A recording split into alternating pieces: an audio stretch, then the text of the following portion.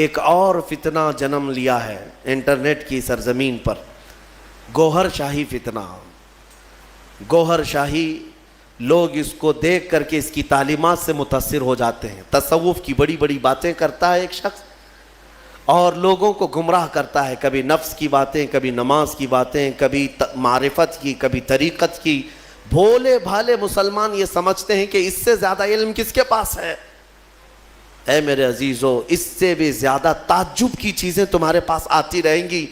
حضور پاک نے بہت پہلے ہی بشارت دی ہے کہ ایسی جماعتیں آئیں گی، تمہیں پتہ نہیں ان کے چھپے ہوئے عقیدے۔ یہ گوہر شاہی فتنہ کیا ہے؟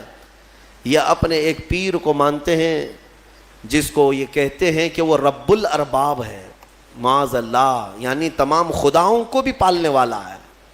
وہ پتہ نہیں کون سے خداؤں کو پالنے والا ہے، لیکن ان کا عقیدہ یہ ہے کہ وہ رب الارباب ہے۔ یہ لفظ ہے، میں نے سنا ہے، کھلی ہوئی، یہ کھلا ہوا ارتداد ہے، ان کا اسلام سے بھی تعلق نہیں، اور لوگ اس کو تصوف کا بادشاہ سمجھے بیٹھے ہوئے ہیں، کہتے ہیں ہم کو سیدھا راستہ مل گیا۔ بلکہ میں نے ان کے فتنوں میں یہ تک سنا ہے، وہ کہتے ہیں اس زمانے میں اگر کوئی لا الہ الا اللہ کلمہ پڑھتا ہے تو وہ کھلا شرک کرتا ہے۔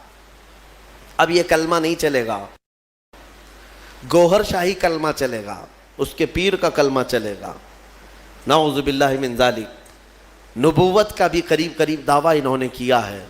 اور جانتے ہیں یہ گوہر شاہی جو ایک فرقہ ہے، ریاض نام سے کوئی ان کا گرو گھنٹال ہے، اس کو اس بڑی پیمانے پر مانتے ہیں کہ یہ تسبیح میں کیا پڑھتے ہیں؟ ہم تو سبحان اللہ کہتے ہیں، وہ سبحان الریاض کہتے ہیں، نعوذ باللہ من ذالک۔ میں بھولے بھالے سنی مسلمانوں کو سمجھانا چاہوں گا کہ صرف جو دکھنے والی چکا چوند ہے اس پر مت چلے جانا۔ ان کا چھپا ہوا زہر اتنا خطرناک ہے کہ تم بے ایمان ہو جاؤ گے، کفر کی موت مر جاؤ گے، تمہیں پتہ بھی نہیں چلے گا۔ ہو سکتا ہے 90 باتیں ان کی اچھی لگتی ہوں، تصوف کی، طریقت کی، معرفت کی، لوگوں کو کا دل موہ لیتی ہیں باتیں، انسان کے اندر کی حقیقت بتا رہا ہے، انسان کے عروج و ارتقاء کی منزلیں بتا رہا ہے، انسان کے برزخی زندگی بتا رہا ہے، تو لوگوں کو نیا پن اچھا لگتا ہے، اٹریکٹ ہوتے ادھر چلے جاتے ہیں، لیکن تمہیں پتہ نہیں اس اٹریکشن میں آپ کب کے دین کھو بیٹھتے ہو، ایمان چلا جاتا ہے۔